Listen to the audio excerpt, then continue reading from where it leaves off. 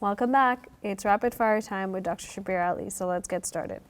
All right, Dr. Shabir, question number one. The viewer is asking, can you elaborate on the link between radicalization and isolation? The viewer's perspective is it's not so black and white when it comes to isolation and radicalization, and they say, when someone reverts to the religion, they try to become more practicing, and then they get shunned out from society or from the mosque, saying they're becoming more religious, but then that inspires them, or I guess encourages them to continue practicing, but then they're just not welcome in the mosque. So the viewer is saying the link is not as clear in terms of just because you become isolated, then you become radicalized, and they wanted to get your thoughts. Yeah, the viewer is correct. If one becomes isolated, one might be peaceful just by oneself, practicing one's faith, not harming anybody. Being isolated does not mean that one would be radicalized, at least to that violent extent, or doesn't even mean that the person may be radicalized. Maybe one just prefers to be alone and not to be part of the community.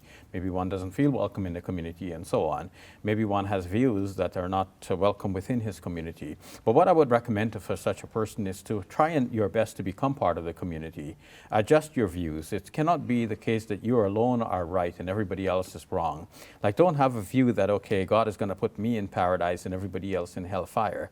What sort of God do you believe in if that's going to be your conclusion, that God is only going to put a few of his creatures, handpicked, into paradise, and the vast majority of his creation is going to put in hell to suffer forever? It doesn't make any sense. So don't have that view. Have the view that God must be welcoming people, even with their faults and misunderstandings and so on, because people are very different, and God is forgiving and he is merciful. So if we're being drawn towards a higher level of religiosity, let us try to maintain that high level of religiosity as best we can while being part of the community. And remember, the prophets had to deal with ordinary folks who had misunderstandings and so on, but the prophets had to be accommodating, and they had to not think of themselves at the high level, but they had to come down to the level of the people to maintain a reasonable degree of interaction with them. I guess this question or comment also comes from a lot of the times when you hear about media and you see, someone, say it's a Muslim who committed a crime, a lot of the times the narrative is, oh, this person was radicalized. How were they radicalized? They were isolated. So that's part of, I think, where the narrative is coming from as well. Yes, and of course we can add to that in the UK in particular, a program has been put in place where teachers have to inform their higher authorities if a child is seen to be exhibiting a greater degree of Islamic adherence than was noted previously. So let's say a young man starting to grow his beard. Then the teacher has to report that, and that will then go to a higher level, and then somebody will be scrutinizing this, and maybe they'll call that child in to have a talk, like, why do you start growing your beard? If a girl did not used to wear the hijab previously, and now suddenly she starts to wear the hijab, that has to be reported. Oh, wow. And that girl might be calling. So you can imagine the pressure that will put on the youth, who may be drawn to these practices of Islam, but they may feel very cornered if they're being asked to explain, why do you have this?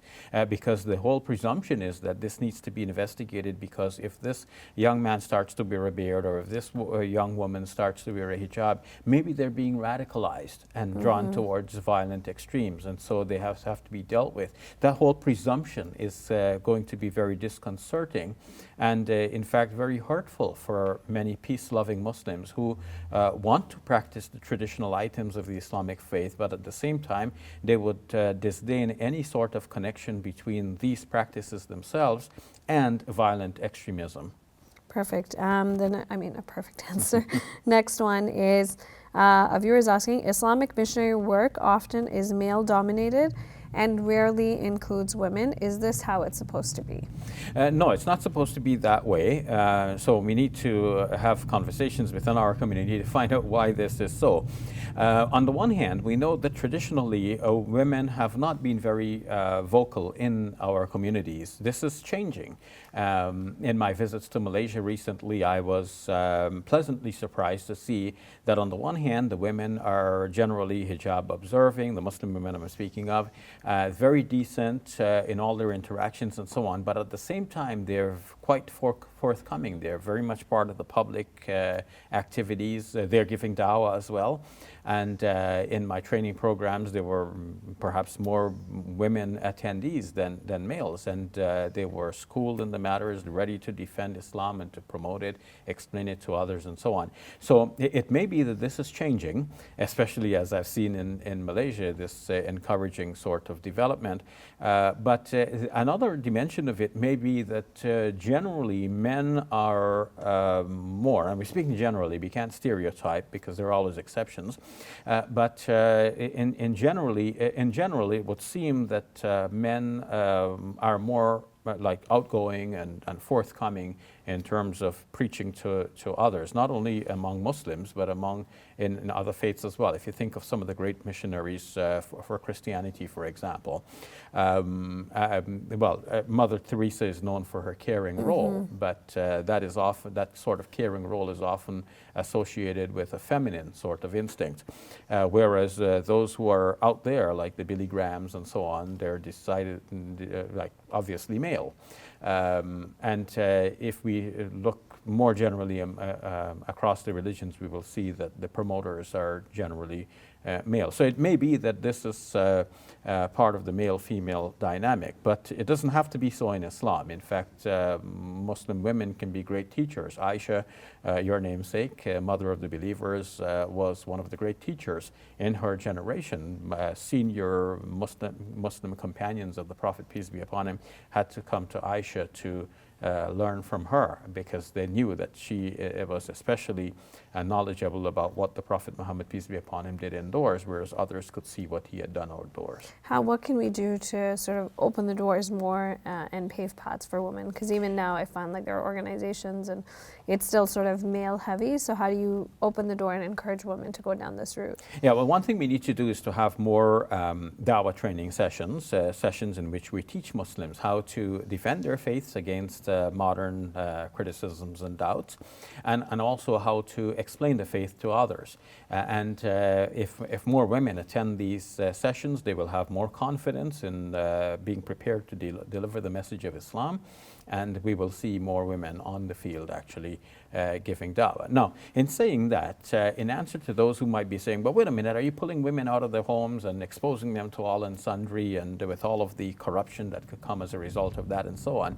Well, to such people who have such reservations, I would say that women do not have to necessarily come out in the public in order to do dawah. Men and women can both do dawah in so many different ways, even from within the comfort and safety of their homes. We can do it in writing an editorial to your local newspaper, writing an article that will be published on your own blog or on some other internet website. There's so many different ways in which we can serve Islam and defend its ideology in our modern times, and both men and women need to rise to the challenge to do exactly that. Perfect. And I'll clarify, you made that comment specific to people who think that women shouldn't be or who don't believe that women should be as in the forefront. Yes. Okay. I'm not prescribing that for everybody. Okay.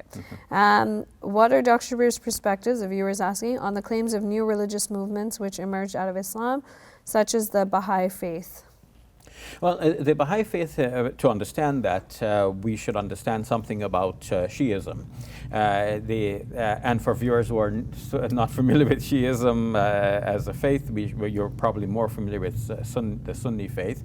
Shiism differs mainly on a political question, whether the Prophet Muhammad, peace be upon him, appointed Ali to be the first caliph. Some Shiis, like the Zaydis, do not think that he was specifically appointed, but nonetheless think that he was more deserving of being, by virtue of his own merit, of being the first caliph. In any case, this is the main difference, and because of this difference, Shiis tended to look towards their own authorities from among the family and relatives of Ali, and by extension, the family and relatives of the Prophet Muhammad, peace be upon him, as their sources of authority, rather than to the companions of the Prophet Muhammad, peace be upon him, more generally, as Sunnis would do. Now, out of the Shi'i stream, there comes the idea that, especially with 12er Shiism, where there was a history of 12 imams who carried this prophetic legacy from one generation to the other, that the 12th imam in this thinking went into hiding. He went into occultation, and there was always an expectation that he would return eventually.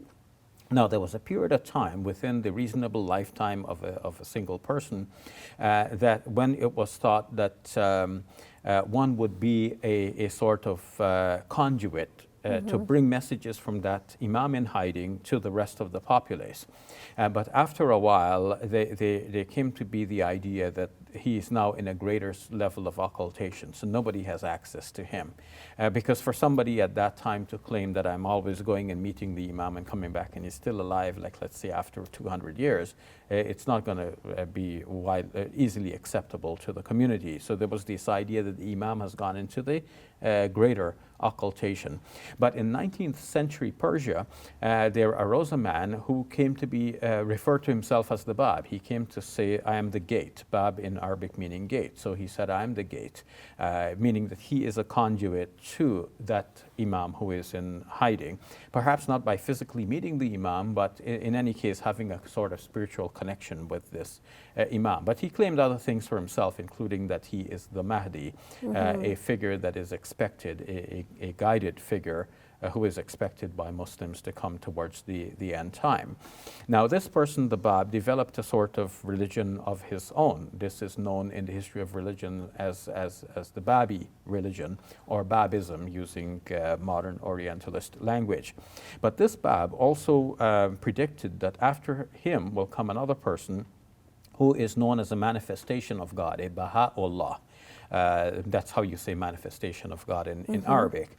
According to this way of thinking, there have been many manifestations of God over time. The great prophets were manifestations of God, including the Prophet Muhammad, on whom be peace. And now there will come another one, and eventually from among the followers of the Bab, one arose to refer to himself as the Baha'u'llah, and from him the Baha'i faith came to be established as a slightly different religion from the Babi faith, which was promulgated by his predecessor, the Bab. And both of these are different from Shi'ism more generally, to the extent that in fact both the Bab and Baha'u'llah were declared to be heretics from among their Shi'i circles. And they became two different religions from Shi'ism, which again is different from the Sunni faith. So understanding this history may help Muslims and others to put these faiths into a sort of historical perspective. Perfect. The next question is, in the beginning of the Prophet's teaching, he followed Jewish traditions and then changed to the traditions we have today. Why is that? For example, praying towards Jerusalem, then to Mecca, and then Sabbath day from Saturday to Friday. Now, it is mentioned that the Prophet Muhammad, peace be upon him, generally, in the early phase of his, let's say, his prophetic career, to use a modern term, it followed the Jewish practices, because he had the idea that the Jews are followers of the Torah, and they have revelation which have been given to the previous prophets. So if we don't know what God is saying to us, then at least we can see what God has said to the Jewish people and follow what they're doing. But then, as he gradually got more and more revelation, specific instructions from God, either in the form of the Quran or other inspiration which is not actually mentioned in the Quran itself, the Prophet Muhammad, peace be upon him, would follow the new inspiration from God rather than follow the previous practices, because either God is now desiring something new for us, different from what he desired for the previous people, or maybe what the previous people are practicing is not really based on the previous revelation. Maybe some changes occurred in the thinking over time, and people have adopted new things which were not there in the previous revelation. So in any case, the Prophet Muhammad, peace be upon him, was gradually drawn towards new revelation from God, and that's what he would have followed. So this brief explanation, I hope, explains why he would have followed the Jewish practices in some things prior to his receiving specific revelation on those very items. I think I got it, so I think we're good. Thank you very much, Dr. Shabir. You're quite welcome. Hey YouTube, we hope you benefited from this video. If you liked it, or if you didn't, let us know in the comments below. And if you're interested in learning more, check out some of our other videos. And don't forget to subscribe so you can get new videos every Monday, Wednesday, and Friday.